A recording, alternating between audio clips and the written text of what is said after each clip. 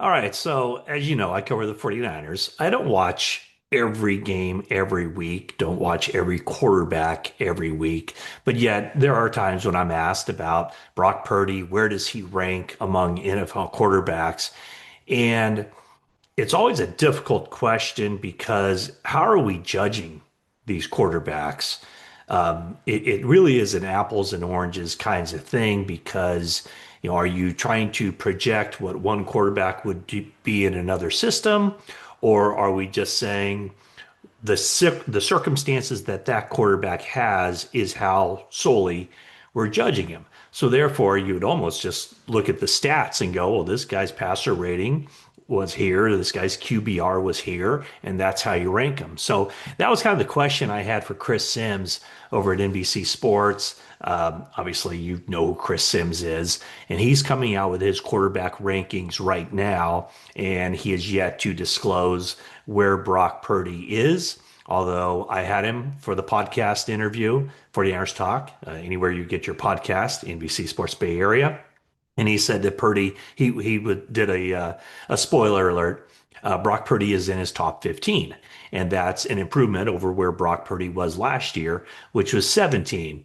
But the way that Chris Sims explained it to me is he tries to look at these quarterbacks in a bubble, um, try to have like go into it with the thought that every quarterback that he's ranking when placed in the same exact system with the same exact supporting cast around him, how would that quarterback fare and how would be the rankings?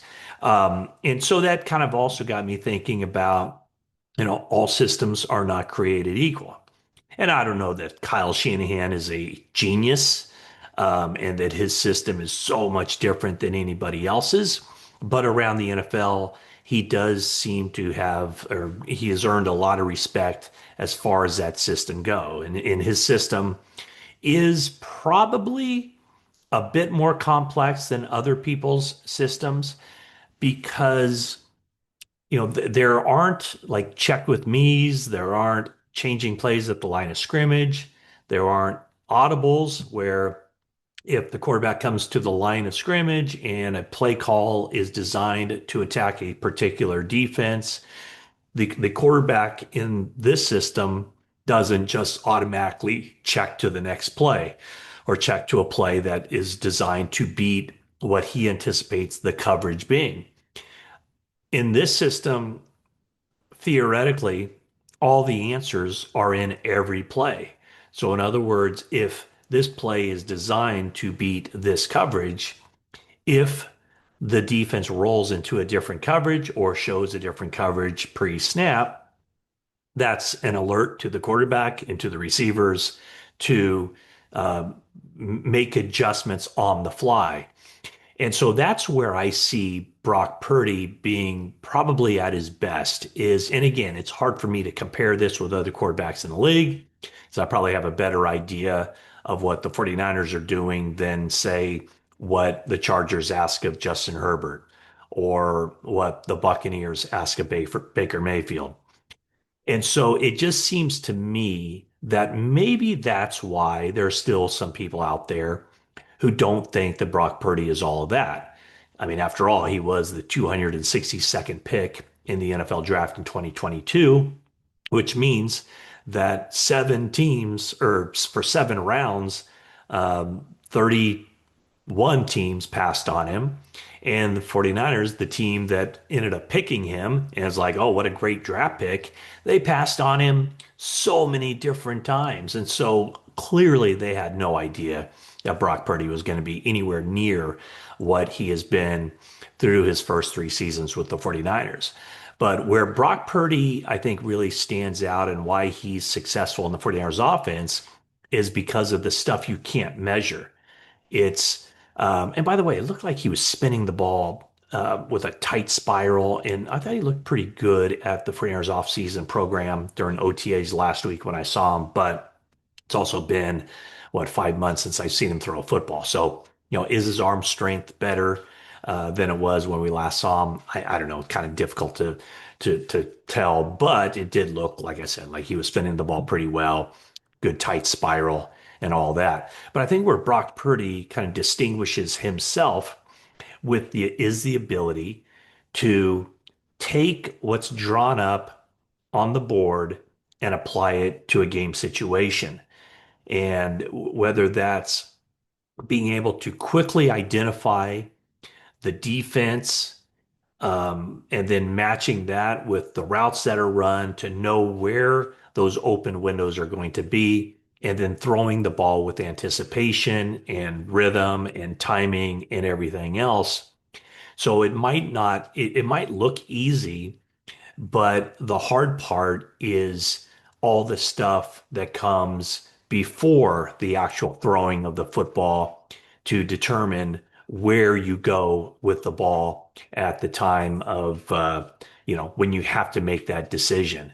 So, as my dog's walking in the background, trying to, you know, figure what her thoughts are on this whole quarterback situation, gathering her thoughts for a little bit later. But so that's why when Chris Sims's rankings come out, when anybody's quarterback rankings come out, it's just so difficult. So, what I kind of look at too is, it just seems like right now there are probably four quarterbacks who are so much better and I think we could probably all agree on the top five quarterbacks at this time right now. And in no particular order, and since it's in no particular order, I'll just go alphabetically. Josh Allen, Joe Burrow, Lamar Jackson, Patrick Mahomes. Do we agree on that? Probably. And it's funny because Mahomes' numbers in the regular season haven't been that great. In a year where, the passer ratings are well above 100, his wasn't all that great. And again, I know some people out there will be saying, passer ratings aren't a great tool to determine the quarterback's efficiency or anything else, but I really do think it is because it does measure the most important parts of being a quarterback. It's the touchdowns compared to the interceptions. It's the yards passing per attempt. The one thing it doesn't measure are, like, say, running yards, sacks, or avoiding sacks. And that's where Brock Purdy, I think, was better last year, incorporating the running into his offense, into his game. Last year, rushing for 323 yards.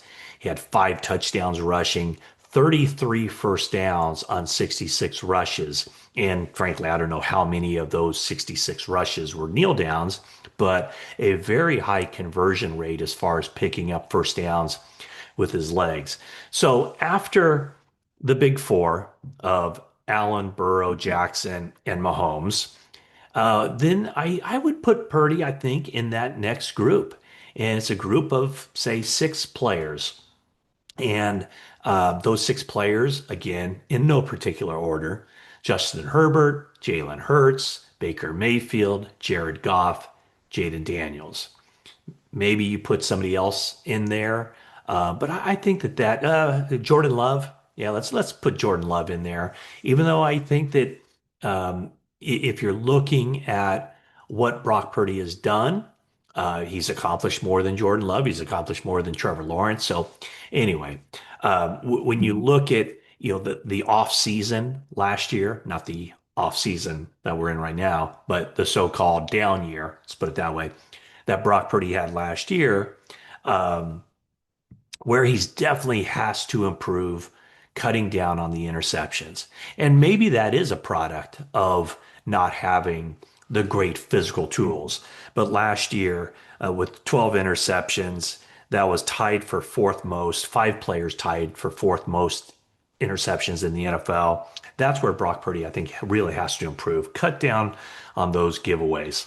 And I think if you're going to poke holes in Brock Purdy with, the physical tools, it would be that maybe so much of his game is predicated on the timing, the anticipation, throwing to a spot, that it doesn't give him a big window to avoid those kinds of turnovers. In other words, instead of like waiting a split second and making sure, and maybe quarterback gurus can argue with me on this one, instead of maybe being able to wait a split second longer and making sure, I think a lot of times he'll throw it to a spot, and there is that trust that's involved. But he's also said that so much of playing quarterback is basically 60% of it you can see, 40% you can't see. So you just have to trust that you're throwing it to a spot where your guy is supposed to be.